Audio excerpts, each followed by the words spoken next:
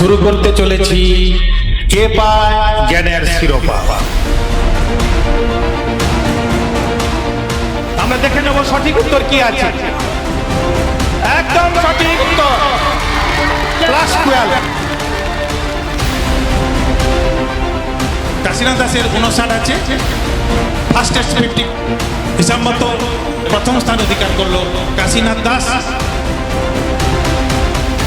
এখন আমরা আমাদের এই মঞ্চে পেয়েছি তমলুক রামকৃষ্ণ মিশন সেবাশ্রমে শ্রদ্ধেয় নির্মহানন্দজি মহারাজ মহাশয়কে।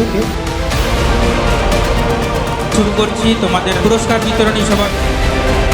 যারা যেমন খুশি তেমন সাজতে অংশগ্রহণ করেছিল,